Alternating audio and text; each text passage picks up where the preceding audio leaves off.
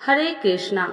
आइए भक्तों, आज सुनते हैं मासिक दुर्गा अष्टमी की व्रत कथा। तो एक बार बोलिए प्रेम से दुर्गा महारानी की जय, भगवती माता की जय। मासिक दुर्गा अष्टमी पर इस विधि से करें माँ दुर्गा की पूजा, मिलेगा भरपूर आशीर्वाद। दुर्गा के पूजन का हिंदू धर्म में विशेष महत्व है। माँ दुर्गा के पूजन से न सिर्फ भक्तों को मनोकामना पूर्ण होती है, बल्कि कई समस्याओं से भी छुटकारा मिलता है। वही मासिक दुर्गा अष्टमी पर माता का पूजन करने से रोग और भय से मुक्ति मिलती है। हिंदू पंचांग के अनुसार प्रत्येक माह के शुक्ल पक्ष की अष्टमी तिथि पर मासिक दुर्गा अष्टमी मनाई जाती है। इस दिन व्रत रखने से शुभ फलों की माँ दुर्गा की कृपा से प्राप्त होती है। इस माह मासिक दुर्गा अष्टमी का व्रत 14 जून को रखा जाएगा। इसका शुभ मुहूर्त और पूजा विधि।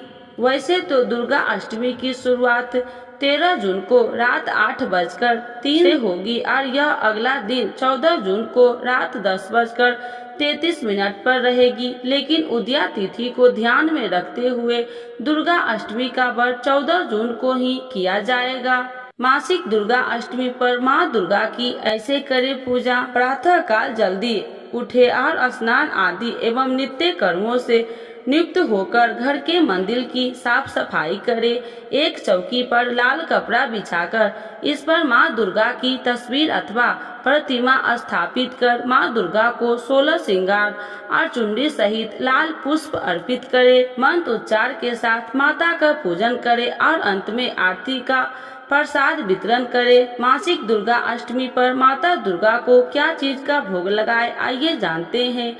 मासिक दुर्गा अष्टमी पर माँ दुर्गा को खीर का भोग लगाना शुभ माना जाता है। इसके साथ ही पंचामृत और शक्कर का भोग लगा सकते हैं। इन वस्तुओं के भोग से माँ दुर्गा प्रसन्न होती है और उनका आशीर्वाद प्राप्त होता है। पूजा के दौरान माँ दुर्गा को केले का भोग लगाना भी शुभ माना गया है। इससे करियर में आ रही दिक्कतों की दूर होती और सफलता मिलती है। आर्थिक समस्याओं को दूर करने के लिए दूध से बनी मिठाई भी अर्पित कर सकते हैं। पौराणिक मान्यताओं के अनुसार प्राचीन काल में असुर दंभ को महिषासुर नाम के एक पुत्र की प्राप्ति हुई थी, जिसके भीतर बचपन से ही अमर होने की प्रबल इच्छा थी। अपनी इसी इच्छा की पूर्ति के लिए उसने अमर होने का वरदान हासिल करने के लिए ब्रह्मा जी की घोर तपस्या आरंभ की। महिषासुर द्वारा की गई इस कठोर तपस्या से ब्रह्मा जी प्रसन्न हुए और उसे मनचाहा वरदान मांगने को कहा।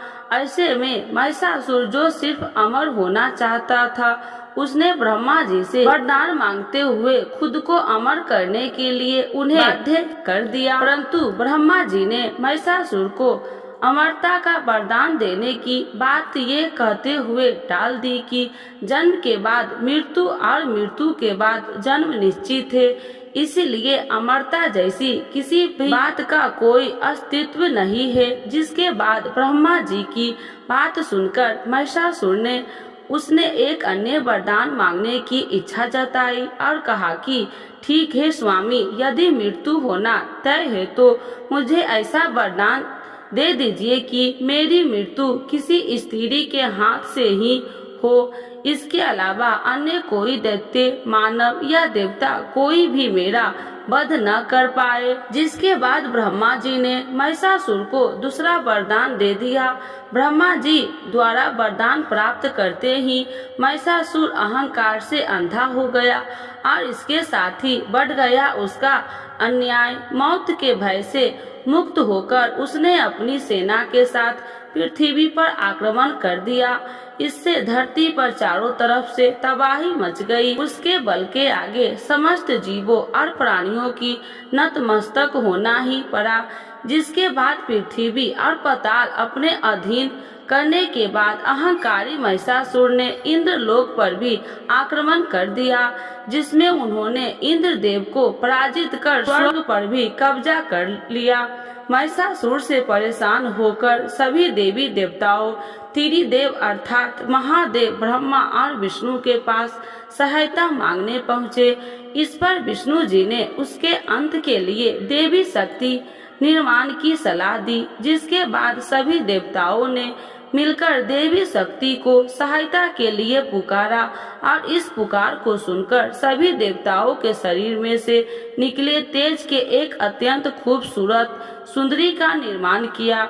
उसी तेज से निकली माँ आदि शक्ति, जिसके रूप और तेज से सभी देवता भी आश्चर्यचकित हो गए। त्रिदेव की मदद से निर्मित हुई देवी दुर्गा को हिमवान ने सवारी के लिए सी दिया और इसी प्रकार वहाँ मौजूद सभी देवताओं ने भी माँ को एक एक अस्त्र शस्त्र सौंपे और इस तरह स्वर्ग में देवी दुर्गा को इस समस्या हेतु तैयार किया गया। माना जाता है कि देवी का अत्यंत सुंदर रूप देखकर महिषासुर उनके प्रति बहुत आकर्षित होने लगा और उसने अपने एक दूत के जरिए देवी माँ के पास विवाह का प्रस्ताव तक पहुँचाया। अहंकारी महिषासुर की इस ओछ की हरकत ने देवी भगवती को अत्यधिक क्रोधित कर दिया, जिसके बाद ही माँ ने महिषासुर को युद्ध के लिए ललकारा। माँ दुर्गा से युद्ध की ललकार सुनकर ब्रह्मा जी से मिले वरदान के अहंकार में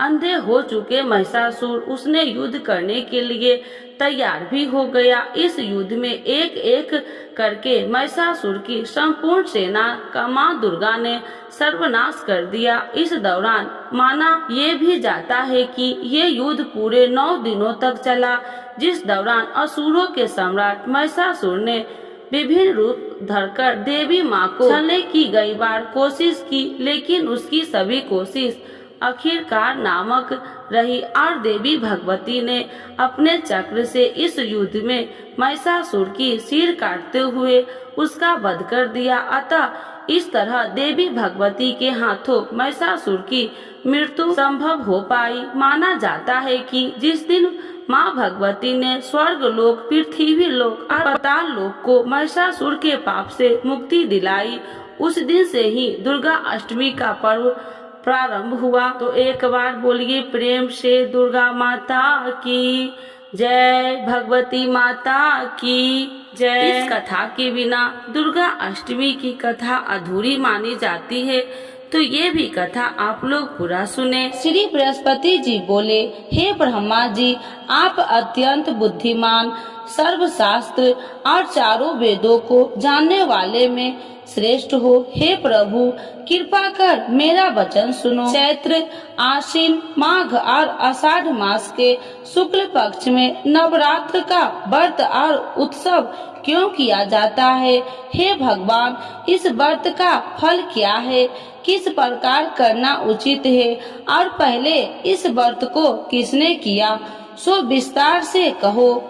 श्री बृहस्पति जी का ऐसा प्रश्न सुनकर ब्रह्मा जी ने कहने लगे, हे बृहस्पति देव, प्राणियों का हित करने की इच्छा से तुमने बहुत ही अच्छा प्रश्न किया है। जो मनुष्य मनोरथ पूर्ण करने वाली दुर्गा महादेवी सूर्य और नारायण को ध्यान करते हैं, वे मनुष्य धन है। यह नवरात्र व्रत संपूर्ण कामनाओं को पूर्ण करने वाला है। इसके करने से पुत्र चाहने वाले को पुत्र, धन चाहने वाले को धन, विद्या चाहने वाले को विद्या और सुख चाहने वाले को सुख मिलता है। इस व्रत को करने से रोगी मनुष्य को रोग दूर हो जाता है और कारागार में पड़ा हुआ मनुष्य बंधन से छूट जाता है। मनुष्य की तमाम विपत्तियां दूर हो जाती है और उसके घर में संपूर्ण संपत्ति आकार उपस्थित हो जाती है। बंधिया और काक बंधिया के इस व्रत के करने से पुत्र हो जाता है। समस्त पापों को दूर करने वाले इस व्रत के करने से ऐसा कौन सा मनोरथ है जो सिद्ध नहीं हो सकता? यदि व्रत करने वाला मनुष्य सारे दिन का उपवास न कर सके तो एक समय भोजन करे और उस दिन बंधावों सहित नवरात्रि व्रत की कथा श्रवण करे। हे बृहस्पति देव, जिसने पहले इस महाव्रत को किया है उसका पवित्र इतिहास मैं तुम्हें सुनाता हूँ, तुम सावधान होकर सुनो। इस प्रकार ब्रह्मा जी के वचन सुनकर बृहस्पति जी श्री ओम बोले, हे ब्राह्मण, मनुष्य को कल्याण करने वाले इस व्रत के इतिहास को मेरे लिए कहा, मैं सावधान होकर सुना। श्री ओम रहा हूँ, आपकी शरण आई हूँ, मुझ पर कृपा करो।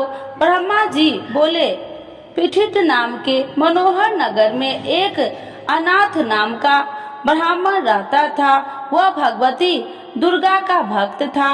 उसके संपूर्ण सद्गुणों से युक्त मानो ब्रह्मा की सबसे पहली रचना हो ऐसी अर्थात नाम वाली सुमित नाम की एक अत्यंत सुंदर कन्या पैदा हुई। वह कन्या सुमित अपने घर के बालकपन में अपनी सहेलिया के साथ कीड़ा करती हुई इस प्रकार बढ़ने लगी जैसे शुक्ल पक्ष में चंद्रमा की कला बढ़ती है। उसका पिता प्रतिदिन दुर्गा की पूजा और होम किया करता था। उस समय वह भी नियम से वहां उपस्थित होती थी। एक दिन वह सुमित अपनी सखियों के साथ खेलने लग गई और भगवती के पूजन में उपस्थित नहीं हुई। इसके पिता को पुत्री की ऐसी असावधानियां देखकर क्रोध आया और पुत्री से कहने लगे कि हे दुष्ट पुत्री, आज प्रातः से तुमने भगवती की पूजा नहीं किया।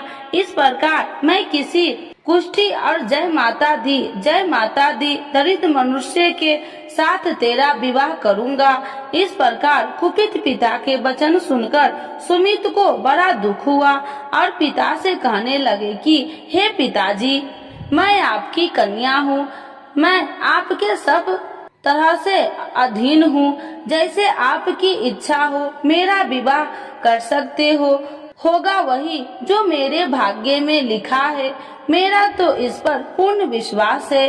मनुष्य न जाने कितने मनोरथ को चिंतन करता है, पर होता वही है जो भाग्य में विधाता ने लिखा है। जो जैसा करता है उसको फल भी उस कर्म के अनुसार ही मिलता है, क्योंकि कर्म करना मनुष्य के अधीन है पर फल देव के अधीन है। जैसे अग्नि में पड़े हुए तीन दी उसको अधिक प्रतिदीप्त कर सकते हैं, उसी तरह अपनी कन्या के ऐसे निर्भरता से कहे हुए वचन सुनकर उस ब्राह्मण को अधिक क्रोध आया। तब उसने अपनी कन्या का एक कुष्ठी के साथ विवाह कर दी और अत्यंत क्रोध होकर पुत्री से कहने लगे कि जाओ जल्दी जाओ, अपने कर्म का फल भोगो। देखो केवल भाग्य में भरोसा पर रहकर क्या करती है। इस प्रकार से कहे हुए पिता के कुटु वचन को सुनकर सुमित अपने मन में विचार करने लगे कि अहो मेरा बड़ा दुर्भाग्य है जिसने मुझे ऐसा पति मिला है। इस तरह अपने दुख का विचार करती हुई वह सुमित अपने पति के साथ वन चली गई और भयानक वन में कुशा युक्त उस स्थान पर उन्होंने वह रात बड़े कष्ट से व्यतीत की। उस गरीब बालिका की ऐसा दशा देखकर भगवती पूर्व पुण्य के प्रभाव से प्रकट होकर सुमित से कहने लगे कि हे ब्राह्मणी, मैं तुम पर प्रसन्न हूँ, तुम जो चाहो वरदान मांग सकती हो। मैं प्रसन्न होने पर मनोवांछित फल देने वाली हूँ। इस प्रकार भगवती दुर्गा का वचन सुनकर ब्राह्मणी कहने लगे कि आप कौन है जो मुझ पर प्रसन्न हुई हो। यह सब मेरे लिए कहा और अपनी कृपा दृष्टि से मुझ दासी को कृतार्थ करो। ऐसा ब्राह्मणी का वचन सुनकर देवी कहने लगे कि मैं आदि शक्ति हूँ और मैं ही ब्रह्मा विद्या हूँ और सरस्वती भी हूँ। मैं प्रसन्न होने पर प्राणियों को दुख दूर कर उसको सुख प्रदान करती हूँ। हे ब्राह्मणी, मैं तुम पर तेरे पूर्व जन्म के पुण्य के प्रभाव से प्रसन्न हूँ। तुम्हारे पूर्व जन्म का वृत्तांत सुनाती हूँ, सुनो। तुम पूर्व जन्म में निषाद भील की स्त्री थी और अति पतिव्रता थी। एक दिन तेरे पति निषाद ने चोरी की। चोरी करने के कारण तुम दोनों को सिपाहियों ने पकड़ लिया। और ले जाकर जेल खाने में कैद कर दिया। उन लोगों ने तेरे को और तेरे पति को भोजन भी नहीं दिया। इस प्रकार नवरात्र के दिनों में तुमने न तो कुछ खाया और न जल ही पिया, इसीलिए 9 दिन तक नवरात्र का व्रत हो गया। हे ब्राह्मणी, उन 9 दिनों में जो व्रत हुआ उस व्रत के प्रभाव से प्रसन्न होकर तुम्हें मनोवांछित वस्तु दे रही हूँ। तुम्हारी जो इच्छा हो सो मांगो। इस प्रकार दुर्गा के कहे वचन सुनकर ब्राह्मणी बोली, अगर आप मुझ पर प्रसन्न है तो हे दुर्गे, आपको प्रणाम करती हूँ। कृपा करके मेरे पति को कोढ़ को दूर करो। देवी कहने लगे कि उन दिनों में जो तुमने व्रत किया था उस व्रत के 1 दिन का पुण्य अपने पति को कोढ़ दूर करने के लिए अर्पण करो। मेरे प्रभाव से तेरा पति कोढ़ से रहित और सोने का समान शरीर वाला हो जाएगा। ब्रह्मा जी बोले। इस प्रकार देवी का वचन सुनकर वह ब्राह्मणी बहुत प्रसन्न हुई और पति को निरोग करने की इच्छा से ठीक है ऐसी बोली। तब एक उसके पति का शरीर भगवती दुर्गा की कृपा से कुष्ठहीन होकर अति कांति युक्त हो गया, जिसकी कांति के सामने चंद्रमा की कांति भी क्षीण हो जाती है। वह ब्राह्मणी पति की मनोहर देह को देखकर देवी को अति पराक्रमी वाली समझकर स्तुति करने लगी। हे दुर्गे, आप दुर्गत को दूर करने वाली, तीनों जगत को सनातप हरने वाली, समस्त दुखों को दूर करने वाली, रोगी मनुष्य को निरोग करने वाली, प्रसन्न होने पर मनोवांछित वस्तु को देने वाली और दुष्ट मनुष्य को नाश करने वाली हो। तुम ही सारे जगत की माता और पिता हो। हे अम्बे, मुझ अपराध रहित अबला की मेरे पिता ने कुष्ठ के साथ विवाह कर मुझे घर से निकाल दिया। उसकी निकाली हुई मैं पृथ्वी पर घूमने लगी। आपने ही मेरा इस आपत्ति रूपी समुद्र से उद्धार किया है। हे देवी, आपको प्रणाम करती हूँ। मुझ दिन की रक्षा करो। ब्रह्मा जी बोले कि हे बृहस्पति, इसी प्रकार उस सुमित ने मन से देवी की बहुत स्तुति की। उससे की हुई स्तुति सुनकर देवी को बहुत संतोष हुआ और ब्राह्मणी से कहने लगे कि हे ब्राह्मणी, तुम्हारे उद्याल नाम का एक अति बुद्धिमान, धनवान, कार्तिवान और जितेंद्रिय पुत्र शीघ्र ही होगा।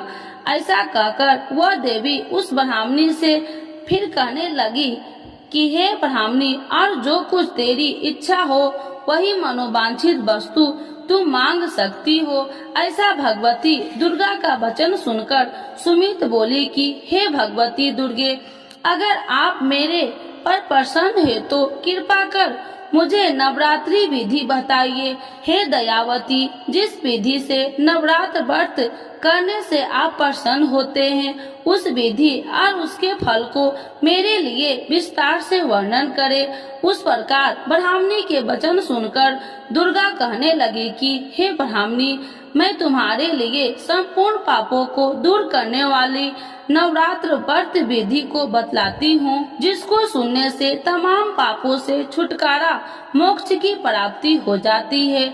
आश्विन मास के शुक्ल पक्ष की पति पर्दा से लेकर 9 दिन तक विधि पूर्वक व्रत करे। यदि दिन भर का व्रत न कर सके तो एक समय का भोजन करे। पढ़े लिखे ब्राह्मणों से पूछकर घट स्थापना करे और वाटिका बनाकर उसको प्रतिदिन जल से सींचे।